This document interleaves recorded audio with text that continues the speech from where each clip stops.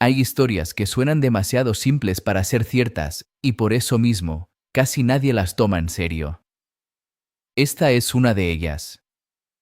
Un método que cuesta apenas $2 y que, según quienes lo han probado, puede devolverle la vida a una batería de coche completamente muerta.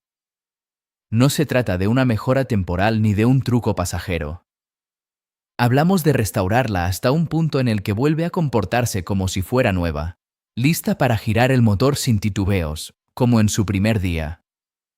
Lo inquietante no es solo la promesa. Lo realmente perturbador es el origen. Este procedimiento no nació en un foro de Internet ni en un vídeo viral. Fue documentado en 1963 por un ingeniero que trabajaba en uno de los centros de investigación más avanzados de su época. Y desde entonces ha permanecido en la sombra, aplicado durante décadas por mecánicos discretos en lugares donde reemplazar una batería simplemente no era una opción. Mientras tanto, hoy, en cualquier tienda de autopartes, nadie menciona este método. Nadie lo sugiere. Nadie lo insinúa. Porque una solución que cuesta centavos no compite con una batería nueva de cientos de dólares. Y ahí es donde esta historia empieza a incomodar. El mercado global de baterías para vehículos mueve cifras gigantescas cada año. Decenas de miles de millones de dólares dependen de una idea muy concreta, que cuando una batería muere, no hay nada que hacer. Que su final es definitivo. Que reemplazarla es la única salida. Pero, ¿y si esa premisa estuviera incompleta? Bienvenido a Camping Prohibido. Aquí no seguimos el camino marcado. Aquí exploramos lo que otros prefieren ignorar. Para entender por qué este método podría funcionar, primero hay que comprender algo que rara vez se explica con claridad: cómo muere realmente una batería de plomo ácido. Porque el proceso no es instantáneo ni misterioso. Es químico, progresivo y, en ciertos casos, reversible. Dentro de una batería convencional hay 6 celdas. En cada una, placas de plomo están sumergidas en una solución de ácido sulfúrico diluido. Es un sistema aparentemente simple, pero extremadamente sensible a su propio uso. Cuando la batería entrega energía, ocurre una reacción química. El ácido interactúa con el plomo y genera un compuesto conocido como sulfato de plomo. Este se deposita sobre las placas en forma de cristales blancos. En condiciones ideales, cuando la batería se recarga, esos cristales se disuelven nuevamente en el electrolito. El sistema se reinicia. El ciclo continúa. Así es como debería funcionar siempre. Pero la realidad rara vez es ideal. El problema comienza cuando la batería permanece descargada durante demasiado tiempo. O cuando se somete a descargas profundas de forma repetida. Incluso el simple paso del tiempo puede desencadenar lo inevitable. En esas condiciones, los cristales de sulfato de plomo dejan de comportarse como deberían. Ya no se disuelven completamente. Se acumulan. Se endurecen. Se transforman en una capa densa, cada vez más resistente, adherida a las placas. A este fenómeno los ingenieros lo llaman sulfatación crónica. Y es aquí donde todo cambia. Porque esa capa no solo ocupa espacio. También bloquea la superficie activa del plomo, reduciendo la capacidad de reacción química. Y además actúa como un aislante, incrementando la resistencia interna de la batería. El resultado es claro: la batería pierde fuerza, se descarga más rápido, o simplemente ya no tiene la potencia suficiente para arrancar un motor. La industria lo define como un fallo irreversible. Y en la mayoría de los casos, bajo las condiciones habituales, lo es. Pero esa definición deja fuera una variable crucial. Una variable que, hace más de medio siglo, alguien decidió investigar. Y lo que descubrió, aún hoy resulta difícil de ignorar. El año es 1963. En ese momento, el mundo avanza a un ritmo acelerado, impulsado por descubrimientos que pocos llegan a comprender del todo. En un laboratorio de Nueva Jersey, dentro de una de las instituciones tecnológicas más influyentes del planeta, un ingeniero se enfrenta a un problema que parece rutinario, pero que esconde implicaciones mucho más profundas de lo que cualquiera imaginaría. Su nombre es Howard Simmons. Trabaja en Bell Labs, un lugar donde nacen tecnologías que luego transforman industrias enteras. Su especialidad es la electroquímica aplicada a sistemas de almacenamiento de energía, específicamente en infraestructuras críticas como las telecomunicaciones. En ese entorno, las baterías de plomo ácido no son un accesorio más. Son el respaldo silencioso que mantiene funcionando sistemas completos durante apagones, fallos eléctricos o emergencias. Y sin embargo, incluso allí, en condiciones controladas, algo no encaja. Las baterías comienzan a degradarse antes de lo esperado. No fallan de golpe. No explotan. Simplemente dejan de rendir. Pierden capacidad. Se vuelven ineficientes. Y lo hacen por una razón que Simmons decide analizar con precisión casi obsesiva. Estudia los depósitos que se forman en las placas. Analiza su composición. Y encuentra un patrón claro: sulfato de plomo. Un compuesto cristalino, aparentemente estable, con una fórmula química definida, PbSO. Ese material es el responsable directo de la pérdida de capacidad. Pero Simmons no se detiene ahí. La mayoría habría aceptado ese proceso como inevitable. Él no. Se hace una pregunta diferente.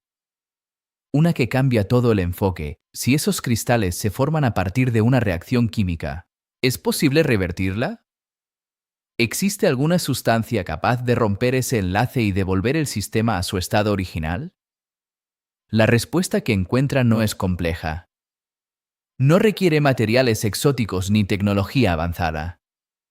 Es, de hecho, sorprendentemente simple. Sulfato de magnesio. Un compuesto común, accesible, conocido en otros contextos por usos completamente distintos. Pero desde el punto de vista electroquímico, tiene una propiedad clave.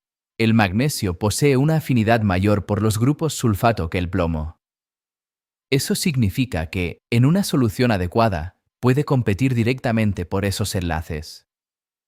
Lo que Simmons plantea es un mecanismo de desplazamiento iónico. Cuando introduces sulfato de magnesio en el sistema, este se disocia en iones de magnesio con carga positiva y grupos sulfato con carga negativa. Al entrar en contacto con los cristales de sulfato de plomo, ocurre una interacción directa. El magnesio arrebata los grupos sulfato al plomo. El resultado es crítico. Los cristales comienzan a desintegrarse. El plomo liberado regresa a su forma activa sobre las placas. El sulfato vuelve al electrolito. El sistema, lentamente, empieza a recuperarse. Lo que parecía una estructura sólida e irreversible no lo era tanto. Simmons documenta este comportamiento. Registra los resultados. Y la técnica no se descarta. ¿Se utiliza? Durante años. En sistemas industriales donde reemplazar baterías constantemente no es viable. Donde la eficiencia no es una opción, sino una necesidad. Pero hay un detalle que cambia el rumbo de esta historia. Esa información nunca llega al usuario común. Nunca aparece en manuales de automóviles. Nunca se menciona en talleres comerciales. Nunca se convierte en conocimiento popular. Permanece contenida en documentos técnicos, aplicada en contextos específicos, lejos del alcance de quien más podría beneficiarse de ella. Mientras tanto, en el mercado cotidiano, el mensaje se mantiene intacto: batería muerta, batería reemplazada. Lo que hace que todo esto resulte aún más inquietante es la simplicidad del compuesto en cuestión. El sulfato de magnesio no es un químico raro. No es caro. No requiere permisos especiales. Se vende libremente, en farmacias, bajo otro nombre que millones de personas reconocen sin sospechar su potencial oculto: sal de Epsom. Un producto asociado a baños musculares, relajación, remedios caseros. Algo cotidiano. Algo que nadie vincularía con la recuperación de una batería de automóvil. Y sin embargo, la conexión está ahí. La química que lo respalda es coherente. El mecanismo es claro. Y lo que ocurre dentro de la batería, cuando se introduce correctamente, sigue las mismas leyes físicas, sin importar si se trata de un laboratorio de alta tecnología o de un entorno mucho más improvisado. Pero entender la teoría no es suficiente. Porque lo que realmente convierte esta historia en algo difícil de ignorar es lo que sucede cuando este método sale del laboratorio y comienza a aplicarse en el mundo real. Lejos de los laboratorios, lejos de los documentos técnicos que casi nadie lee, este método comenzó a aparecer en los lugares menos esperados. Talleres pequeños, zonas rurales, mecánicos que no tenían acceso constante a repuestos nuevos y que, por necesidad más que por curiosidad, empezaron a experimentar con lo que tenían a mano. Ahí es donde la teoría se enfrenta a la realidad. Durante años, mecánicos independientes en distintas regiones de América Latina aplicaron esta técnica sin darle un nombre sofisticado, sin citar estudios ni mencionar a Bell Labs. Simplemente seguían un procedimiento que, en apariencia, no tenía lógica comercial, pero sí resultados consistentes. Cuando una batería dejaba de funcionar y el cliente no podía pagar una nueva, esta alternativa se convertía en la única opción. Y en muchos casos funcionaba. Uno de esos casos es el de Carlos Mendoza, un mecánico que trabaja en Ciudad de México. Su historia no comienza con una investigación científica, sino con un hallazgo casi accidental. Un manual antiguo, encontrado en un mercado de segunda mano, que describía un procedimiento olvidado. Sin garantías, sin respaldo comercial, pero con una base técnica suficiente como para intentarlo. Desde 2008, decidió aplicarlo de forma sistemática. No una vez. No 10. Cientos. Con el paso del tiempo, empezó a documentar resultados. Más de 400 baterías que otros talleres habían considerado completamente inservibles pasaron por sus manos. Baterías que ya no retenían carga, que no podían arrancar un motor, que eran, en términos prácticos, desecho. Después del tratamiento, una proporción significativa volvió a la vida. Aproximadamente el 83% recuperó suficiente capacidad como para seguir funcionando con normalidad durante al menos un año adicional. No eran casos aislados. No eran coincidencias. Era un patrón. Y lo más llamativo no era solo la recuperación, sino el costo. Menos de 50 centavos de dólar por batería en sulfato de magnesio.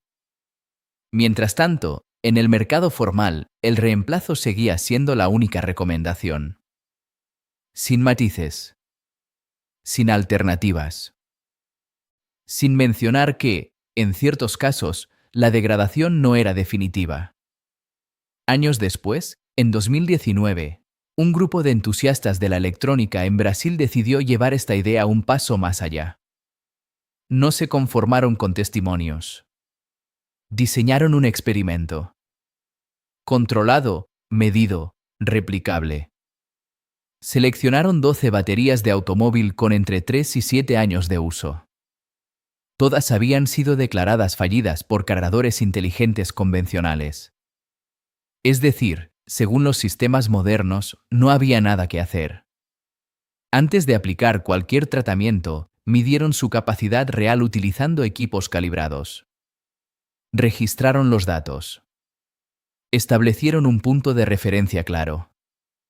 Luego aplicaron el método. Después del proceso, repitieron las mediciones. El resultado promedio fue una recuperación del 78% de la capacidad original declarada por el fabricante. No se trataba de una restauración perfecta en todos los casos, pero sí de una mejora lo suficientemente significativa como para cambiar completamente el destino de esas baterías.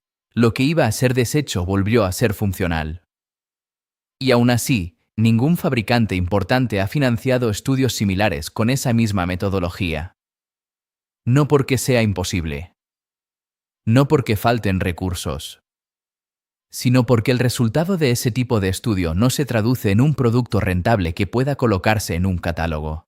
Ahora, entender el procedimiento completo es esencial. No como una promesa milagrosa, sino como una herramienta que, bajo ciertas condiciones, puede marcar una diferencia real. Pero antes de avanzar, hay una advertencia que no se puede ignorar. Las baterías de plomo ácido contienen ácido sulfúrico. Es corrosivo. Es peligroso si se manipula sin cuidado.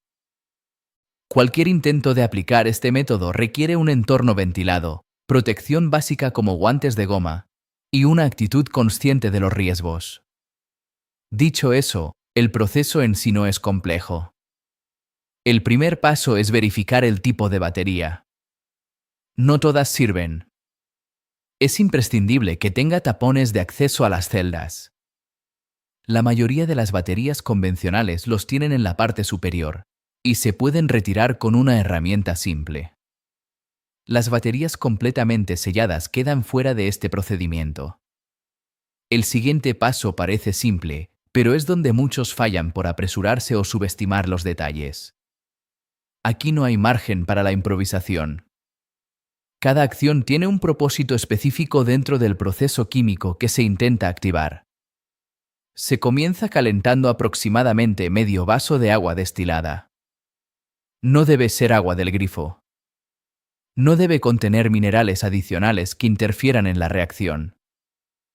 La temperatura ideal ronda los 60 grados Celsius, lo suficientemente alta como para facilitar la disolución, pero sin llegar a hervir. En ese momento, se añade una cucharada sopera colmada de sal de Epsom. La mezcla debe removerse hasta que los cristales desaparezcan por completo. No pueden quedar residuos sólidos. La solución debe ser homogénea, transparente, completamente integrada. Luego se abren las celdas. Se ajusta el nivel con agua destilada si es necesario y se distribuye la solución en partes iguales. Después, los tapones se colocan sin sellar completamente y la batería se conecta a carga lenta durante 24 horas. Ese tiempo permite que el proceso químico ocurra en profundidad. Luego se deja reposar, se mide el voltaje y se evalúa el resultado. Y es precisamente ahí donde la historia termina de cerrarse, o tal vez donde realmente comienza a incomodar. Porque si todo lo anterior es cierto, entonces la pregunta ya no es si funciona en todos los casos. La pregunta real es otra, porque casi nadie habla de ello. 40.000 millones de dólares al año dependen de una idea muy concreta. Que una batería muerta no tiene solución. Pero la realidad, como has visto, no siempre es tan simple. La única diferencia real es quién decide mirar más allá de lo evidente. ¿Y quién no?